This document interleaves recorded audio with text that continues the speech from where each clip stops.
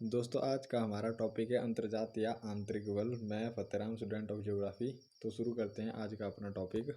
आज के टॉपिक में हम जो चीज़ें पढ़ेंगे, अंतर्जात या आंतरिक बल, इसमें क्या है, हम डायस्ट्रॉपिक फोर्स और एम्पीरोजेनिक फोर्स और इसके सब प्रकार, ओरोजेनिक एंड इसके साथ ही जो हमारा आंतरिक बल है इसको हम दो भागों में डिवाइड बल और आकस्मिक अंतर्जात बल। इसमें क्या होता है, इसमें स्लो मूवमेंट होती है या स्लो चेंज होते हैं, इसमें क्या होता है फास्ट चेंज होता है। ठीक है, जैसे कि क्या होगा, ज्वालामुखी आ जाएगा तो एकदम से आएगा, भूकंप भी एकदम से आएगा। ऐसा नहीं कि धीरे धीरे आएगा, आज भूकंप आ रहा है और 10 साल तक चलता रहेगा, ऐसा नहीं होगा।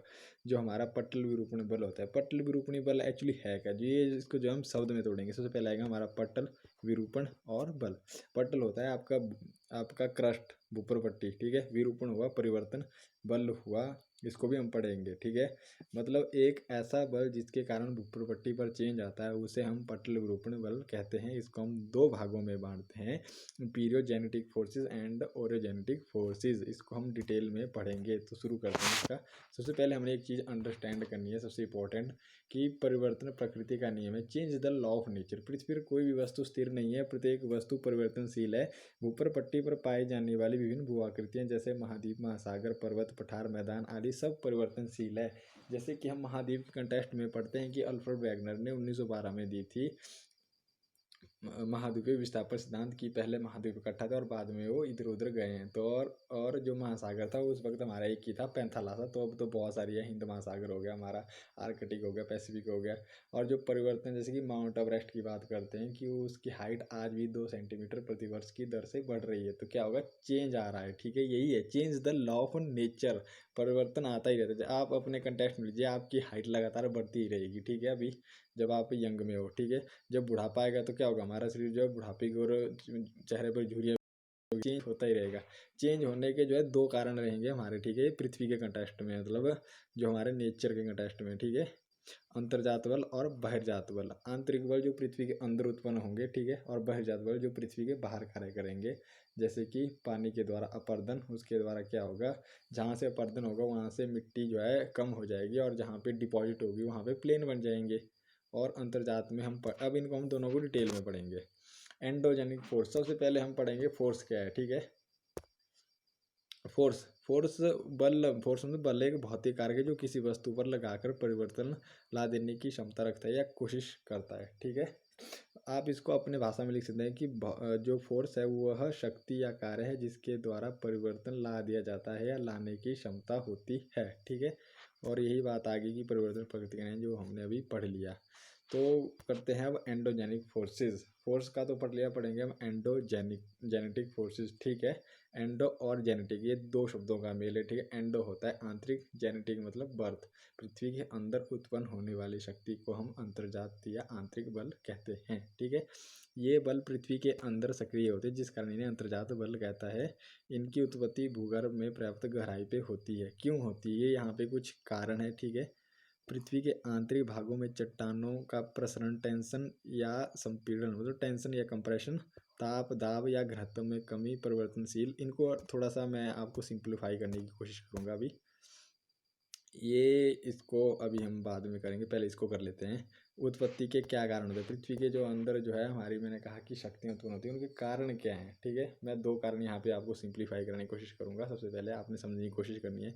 सबसे पहले हमारा रेडियोधर्म पदार्थ का विघटन।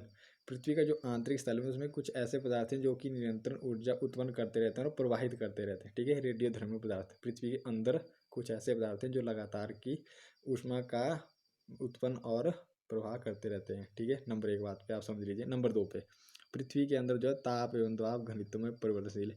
पृथ्वी के अंदर इतना तापमान है कि पृथ्वी के अंदर जो है पिघला हुआ पदार्थ है जिसे हम मैग्मा कहते हैं। ठीक है, अभी हम जो पीछे वाली जो पिक्चर है इसको डिटेल में अभी मैं बताता हूँ इसका मेरा क्या अभिप्राय है। ये देखिए आप यहाँ पे, इसको बोलते हैं हम संवहन तरंग। ठीक है, पृथ्वी का जो अंदर इतनी गर्म अवस्था में है कि जो पिघला हुआ मैटर रहता है। ठीक है, और ये पिघला हुआ मैटर क्या करता है, यहाँ पे बहुत ज़्यादा गर्म होता है और ये ऊपर की तरफ आता रहता है। ऊपर की तरफ ठंडा होने के बाद ये यहाँ से फिर नीचे की तरफ जाता रहता है। इसे कहते हैं हम कन्वेक्शन करंट। ठीक है, ये आपने याद रखना, कन्वेक्शन करंट। तो इसके द्वारा क्या होता है, ये प्लेट है, इसके द्वारा प्लेट को यहाँ पे धक्का दिया जाएगा और यहाँ पे धक्का दिया जाएगा। अगर अगर मान लो इस तरफ धक्का दिया जाता है तो क्या होगा, एक परिवर्तन का निर्माण होगा और यहाँ पे क्या होगा, जो हमारा मैग्मा बाहर निकलने की कोशिश करेगा, जैसे ज्वालामुखी होगा, या जब प्लेट टकराएंगी तो क्या होगा, हमारा भूकंप आएगा। तो वही है ना, चेंजेस तो आएंगे ही आएंगे, यही है मेरा तात्पर्य समझाने का आपको थोड़ा सा। आइए तो थोड़ा चलते हैं आगे की ओर। दो कारण है पृथ्वी के अंदर अत्यधिक तापमान के कारण, ठीक है, ये उत्पन्न होती हैं, और एंडोधर्मिक जो पदार्थ हैं इसके कारण उत्पन्न होती है। आपने दो याद रखनी है। और ये जो है यहाँ पे जो प्रसरण एंड संपीड़न, इसको टेंशन एंड कंप्रेशन, उसको भी हम अभी डिस्कशन करेंगे, ठीक है। और उत्पत्ति, ये थोड़ा ये नहीं है मैटर का, इसको आपने इग्नोर करना है, ठीक है। अंतर्जात अथवा आंतरिक बल, इनको जो है दो भागों में बांटा जाता है। एक है डायस्ट्रॉफिक एंड सडन, ठीक है। इनको डिटेल में करेंगे अभी हम। सबसे पहले आपने क्या करना है, ऐसे डायग्राम आपने एग्जाम में बनाने हैं, इसको बोलते हैं फ्लो चार्ट।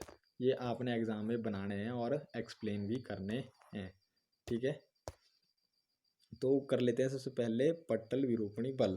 इसको जो है तीन भागों में बांटा जाएगा। पट्टल विरूपणी बल, पट्टल हो गया हमारी भूपृष्ठ क्रस्ट विरूपण परिवर्तन बल फोर्सेस, ऐसा बल जिसके द्वारा हमारी पृथ्वी के ऊपर जो है परिवर्तन लाया जाता है। परिवर्तन कैसे आएगा, जो पृथ्वी की क्रस्ट है जिसे पपड़ी कहते हैं, वो झुकती है या मुड़ती है या टूट जाएगी, जिसके परिणामस्वरूप भी क्षमताएं मतलब भिन्नताएं पैदा होगी।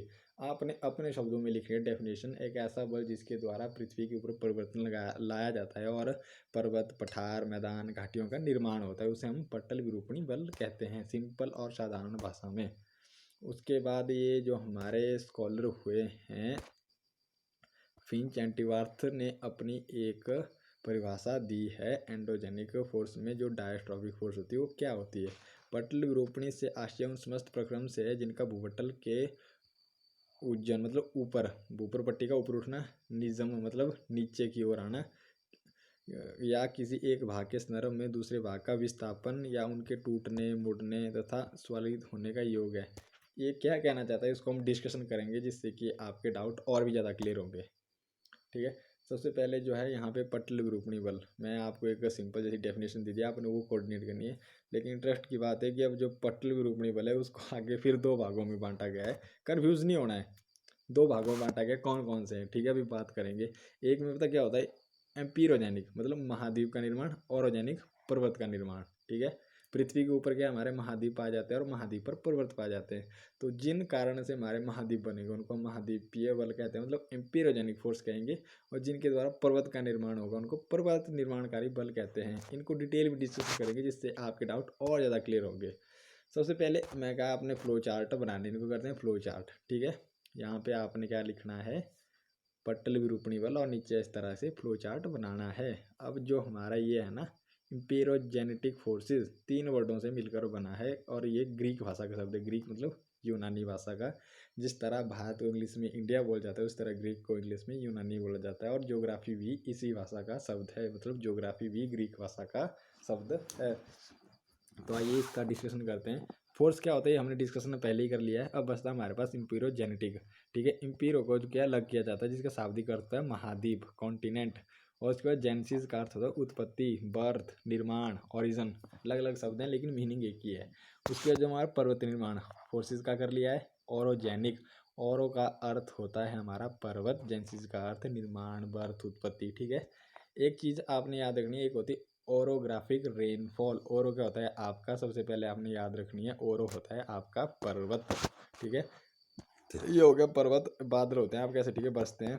जब बादल ऐसे किसी पर्वत के साथ जाएंगे और ऊपर उठेंगे टकराकर, और जो है ठंडे हो जाएंगे, तो उसके जलवाष्प जल में बदले जाएगा और बारिश होगी, तो उसे कहते हैं हम ओरोग्राफिक रेनफॉल।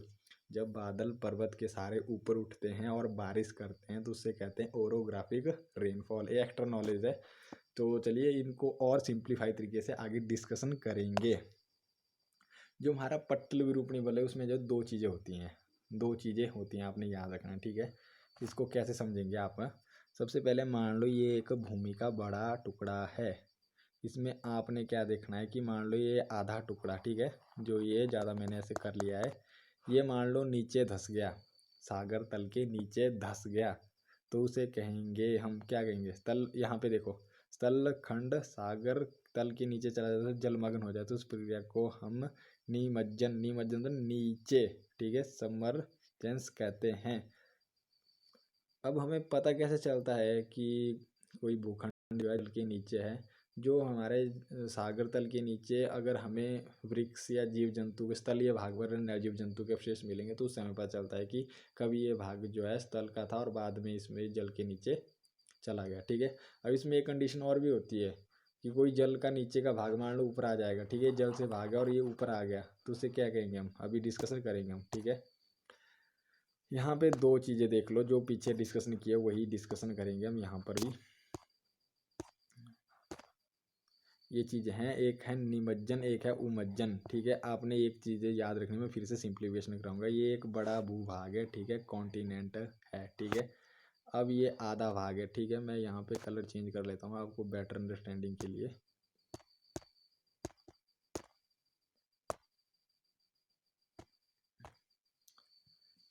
ये वाला भाग अगर मान लो स्थल का भाग है, ठीक है, अगर ये जल के नीचे चला गया तो उसे कहेंगे हम निमज्जन, सीधी सी बात है। अगर ये भाग मान लो जल से ऊपर आ गया तो उसे कहेंगे हम उमज्जन या अमरजेंस। ये दो चीज़ें आपने याद रखनी है। ठीक है, यही चीज़ है, ज़्यादा कुछ नहीं है समझने का। दो ही चीज़ें हैं इसमें, या तो भाग नीचे जाएगा या तो भाग ऊपर आएगा, बस यही चीज़ है। नीचे वाले भाग को क्या कहेंगे, निमज्जन, ऊपर वाले भाग को एमरजेंस कहेंगे। ठीक है, पट्टल दो इसमें हमने जो की थे ना, मतलब एम्पेरोजेनेटिक बल, मतलब जो हमारे महाद्वीप का निर्माण है कैसे होगा, जल का ऊपर, जल का नीचे वाला भाग ऊपर आ गया। ठीक है, दो चीज़ें होंगी, एक तो ऊपर आएगा नीचे आएगा। अगर ऊपर आ गया तो हम उसे कहेंगे, ऊपर वाले को उमज्जन और नीचे वाले को निमज्जन। आपने समझने की कोशिश करनी है, यहाँ पे डेफिनेशन दी है, मैं आपको पीडीएफ सेंड करूँगा, आपने एक बार पढ़नी है और एक बार वीडियो देखनी है, बस इतना ही है।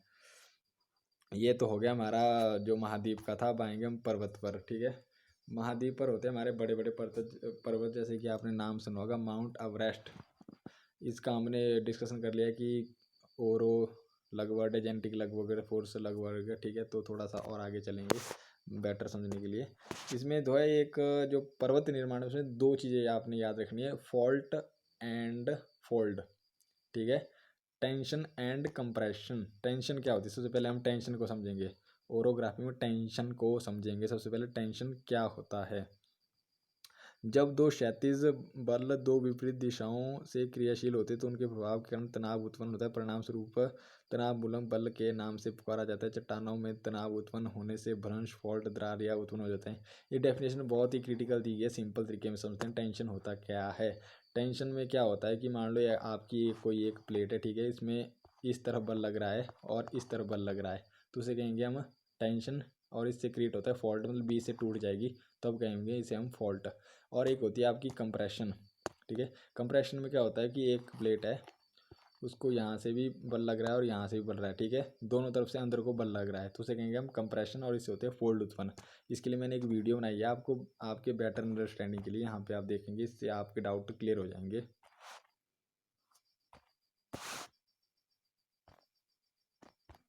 फोल्ट में ये होता है कि दोनों तरफ से जो है अंदर की तरफ बल लगता है, जिसके बीच वाला भाग ऊपर की तरफ उठ जाता है, जिसे कि हम फोल्डेड माउंटेन कहते हैं। यहाँ पे आप देख सकते हैं कि अंदर की तरफ दोनों दिशाओं से अंदर की तरफ बल लगेगा। मैं अपने हाथों से लगाऊंगा, ये देखिए, ये बीच वाली सब इसको फोल्डेड माउंटेन, जो हमारा माउंट एवरेस्ट है वो भी एक फोल्डेड माउंटेन है, और इसको दोनों तरफ से दबाव लग रहा है, और आज भी माउंट एवरेस्ट की ऊंचाई बढ़ रही है धीरे धीरे।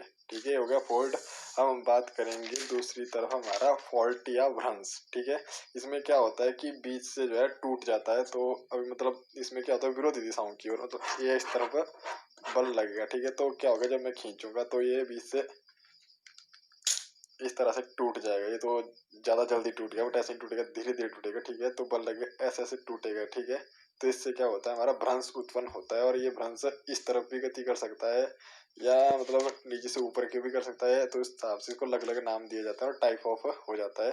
तो आई होप आप फोल्डेड एंड फॉल्ट मतलब बलन और भ्रंश में अंतर समझ गए होंगे कि होते क्या हैं। आई होप आप थोड़ा बहुत समझे होंगे। इसमें दो चीज़ें आपने याद रखनी है, एक है हमारा टेंशन, एक है हमारा कंप्रेक्शन। टेंशन क्या होता है, जैसे कि दो विरोधी दिशाओं में बल लगेगा और बीच से जैसे कि वो पेज टूट गया, उसे प्लेट टूटेगी और एक प्लेट जो ऊपर उठेगी और एक नीचे उठेगी। ऊपर उठने से क्या होगा, पर्वत का निर्माण होगा। ठीक है, ये होगा हमारा टेंशन। और एक चीज़ हमने की कंप्रेक्शन। कंप्रेक्शन में क्या होगा कि हमारा इस तरफ बल लगेगा, जैसे कि मैंने पेज को जो है दोनों से बीच की तरफ बल लगाया और वो बीच से ऊपर की तरफ उठ गया, जिससे कि हमारा क्या होगा, फोल्ड होगा, कंप्रेशन के द्वारा फोल्ड होगा और उससे माउंटेन बने, जिससे कि हम फोल्डर माउंटेन कहते हैं। ठीक है, इतना क्लियर हो गया। कंक्लूजन देख लेते हैं। मुझे लग रहा है कि आप थोड़ा कन्फ्यूजन हो गए। मैं यहाँ पे आपको थोड़ा और सिंप्लीफिकेशन करवाने की बात करूँगा। जो ये एंडोजेनिक और एक्सोजेनेटिक है, मतलब आंतरिक और बाह्य, ठीक है। ये होगी हमारी आंतरिक, ये होगी हमारे बाह्य। इनको कहते हैं जियोमॉर्फिक प्रोसेस, ठीक है। अभी हम बाह्य का डिस्कस नहीं करेंगे, तो इसको आप अभी इग्नोर करो, ठीक है। एंडोजेनिक में हमने क्या बात की, दो, डायस्ट्रोफिक एंड सडन। सडन में हो गया आकस्मिक हिंदी में, और डायस्ट्रोफिक मतलब पट्टल विरूपण, और ये होती है स्लो, धीरे धीरे। मतलब इसको हम ऑब्जर्व करने नहीं कर सकते अपनी लाइफ में, बहुत ही कम केसेस होते हैं, लाखों करोड़ों वर्ष लगते हैं इसमें। और सडन में क्या होता है, एकदम से अचानक, जिसे हम बड़े आराम से पता चलता है, जैसे कि भूकंप आया, या जो हमारा ज्वालामुखी फटा, ठीक है, अर्थ की भूकंप, वॉल्केनो मतलब हमारा ज्वालामुखी, ठीक है। जो हमारा डायस्ट्रॉपिक, उसमें हमने दो चीज़ें पढ़ी है कि पीरोजेनिक और ओरोजेनिक। इम्पीरोजेनिक हमने क्या किया, इम्पीरो का हमने लग अर्थ निकाला, जेनिक का निर्माण, यहाँ पे ओरो का लग, ओरो का अर्थ पर्वत निर्माणकारी शक्तियाँ, इम्पीरोजेनिक महाद्वीप निर्माणकारी शक्तियाँ, ठीक है। जो हमारा अब इसमें क्या है, इम्पीरोजेनिक में हमने दो चीज़ें और पढ़ी, ठीक है। एक हो गया अपवर्ड, एक हो गया डाउनवर्ड। जैसे कि भूमि का कोई टुकड़ा है, ठीक है, अगर वो नीचे मतलब धंस गया, ठीक है, धंस गया, सागर तल के नीचे धंस गया, तो हो गया वो डाउनवर्ड। और अपवर्ड क्या, अगर यही सा समुद्र तल का है कोई जो ऊपर आ गया, जिसे क्या कहेंगे हम, अपवर्ड कहेंगे। सिंपल सी बात है, आपने इतना याद रखना, अगर नीचे धंस गया तो डाउनवर्ड, ऊपर आ गया तो अपवर्ड। उसके बाद पढ़ा था मैं ओरोजेनिक, जो पर्वत निर्माणकारी शक्तियाँ, ठीक है। उसमें टेंशन पढ़ा हमने, कंप्रेशन पढ़ा। आपने एक बात देखना, टेंशन से होते हैं हमारे फॉल्ट क्रिएट, और कंप्रेशन से होते हैं हमारे फोल्ड क्रिएट। जो फॉल्ट क्या है और फॉल्ट क्या है, वो मैंने आपको वीडियो की तरफ से अच्छे से समझाने की अपनी तरफ से कोशिश की है। अगर आपको इसमें कोई भी डाउट रहता तो आप बेझिझक पूछिए, मैं फिर से वीडियो बनाने के लिए तैयार हूँ। और फॉल्ट एंड फॉल्ट क्या होते हैं, इस पर मैं एक बाद में वीडियो बनाऊँगा, अगर आपको चाहिए होगी तो। This is for my side, and thanks for watching. And कोई भी डाउट है आप डिस्क्रिप्शन में डालिए, मैं फिर से वीडियो बना दूँगा आपके लिए। Thank you.